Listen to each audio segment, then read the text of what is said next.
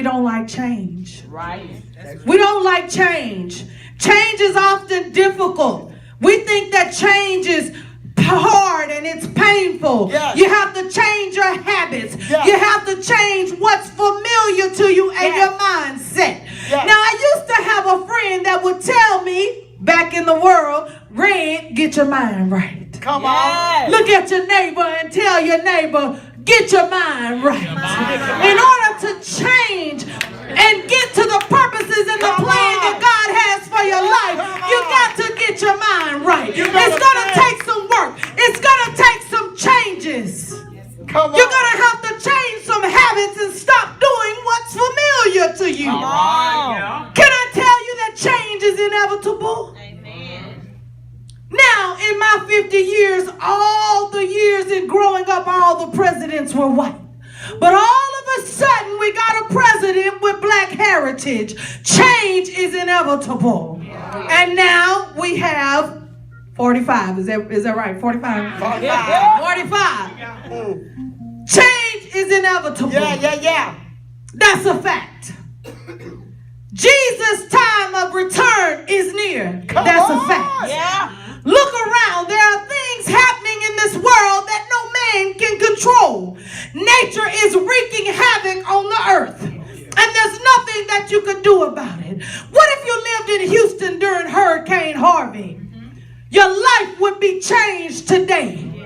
Many people lost their homes and all of their belongings, their cars. My best friend from high school, she lost her home. She lost her vehicle. She has worked for the state for 30 years, but she has got to start over. But you know what? With God, all things are possible. And today she would stand here and tell you, I feel like going on.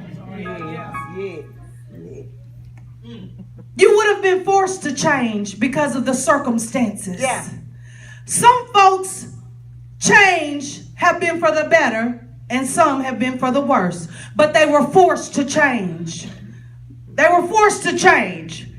Now, you can choose to change and be a part of the process towards you getting to God's purpose in your life. You can choose to change and live an abundant life and control some of your changes along the way, or you can wait and allow it to be out of control. Wow.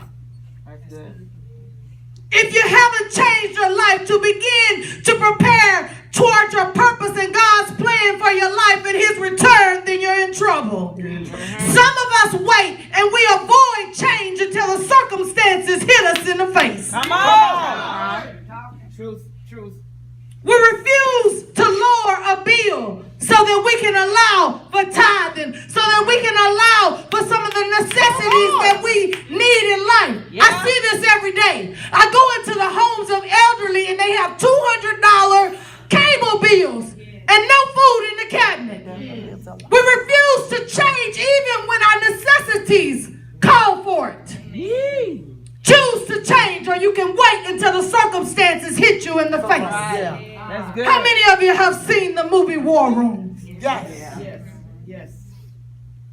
In War Room, the husband was out of control. He was out of control. He wasn't treating his wife and his daughter right.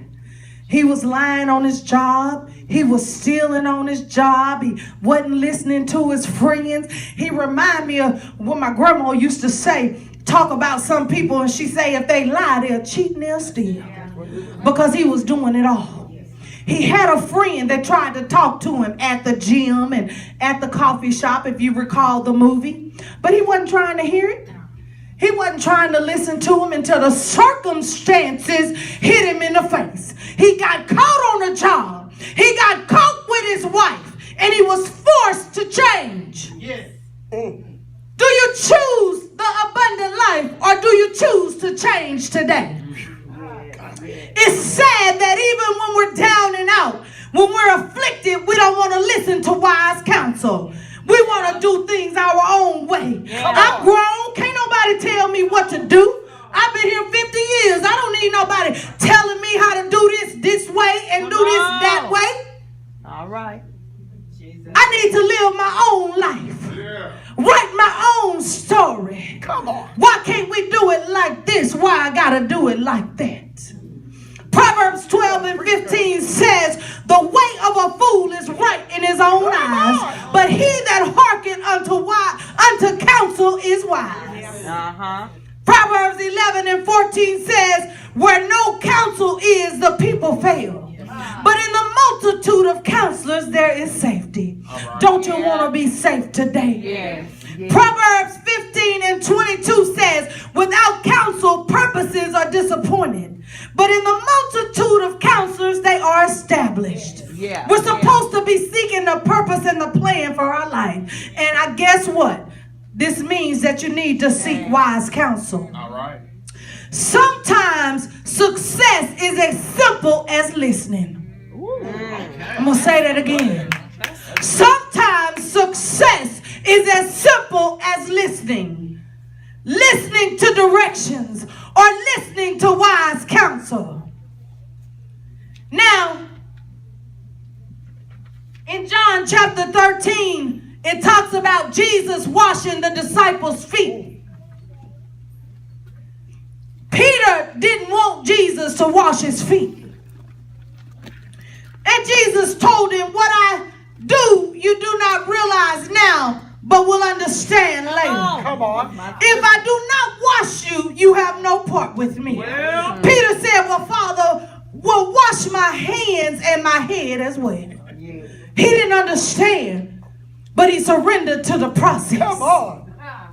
How common is it for us to think one way, but God's plan is another way? Yeah. Sometimes you may not understand why someone is telling you to do something a certain way, but if it's wise counsel, trust the process. I've heard apostles saying that she will help with budgeting. She will help with saving. But most of us don't want to go to her because number one, you don't want her in your business. And number two, you don't want to listen to wise counsel. So that means that most of us fall in the 60% who do not stick with the resolution of saving because we lack diligence. We lack the diligence that the little engine that could. Do you remember that childhood story? Yeah. The little engine that could. It was an engine that it was asked to pull a train up a hill. It says that the conductor went and he asked two engines, would they pull this train up the hill? Both of them said no. And then when he went to the third engine, he said, I think I can. Yeah. So he headed up the steep hill with the train. Going up the hill, just trying to figure it out on his way. And he got to a detour. And in his mind, he didn't want to change because he just wanted to go straight up the hill. But he decided to go ahead and go with the detour. And he said, I think I can. Yeah. Once he went through the detour, he got back on track. And he continued pulling the train up the hill. Come on. Then all of a sudden he had to stop at a station, and the conductor at this station gave him directions. And the conductor said, begin going the rest of the way 25 miles an hour. Now the engine that could didn't want to because he didn't want nobody telling him what to do. But the more that he thought about it, he said, okay, I think I can. So he continued his way up the hill. The engine stalled. Come on. He kept trying to go at the speed of 25, and then he made it up the hill. And he said, I think I can, I thought I could. He was diligent, and he made it up the hill. He didn't like change. He didn't want to change. He didn't want to listen to wise counsel, and he didn't want to be diligent because it was a tough job, but he made it up the hill. I could hear the big engine saying, I feel like going on. Yeah. Diligence is having or showing care and consciousness in one's duties. The young folks say, be woke. So having care and consciousness in being awake in whatever it is that you're doing. Whatever you're doing to lead you to the purpose and the plan that God has called you to. Whatever your resolution is, being diligent, stay in the course. Wow. In Luke 18, it talks to us about the parable of the persistent widower. Come on. Jesus told the disciples this parable to show them that they should always pray and never give up. This widower kept going to a judge who neither feared God nor cared what people thought. She was requesting that he would grant her justice against her adversary. She was persistent and diligent. She kept going back day after day after day, telling him that he should grant her justice against her adversary, the one that had done her wrong. Yeah. Finally, he agreed, just because she kept bothering him. Most of us lack diligence. We give up. We get distracted, we fall down, and we quit. Yeah. We lose heart because we don't understand God's timing and his plan.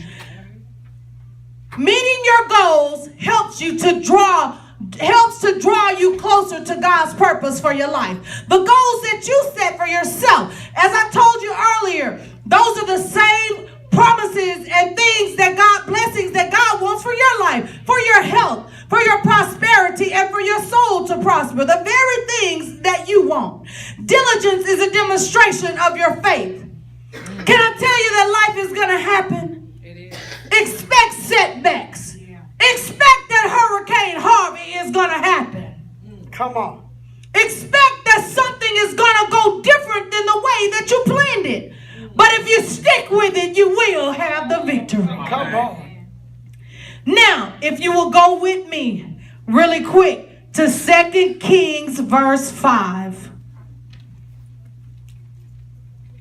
I'm going to read to you, chapter 5, verse 9. And I'm going to read to you 9 through 14.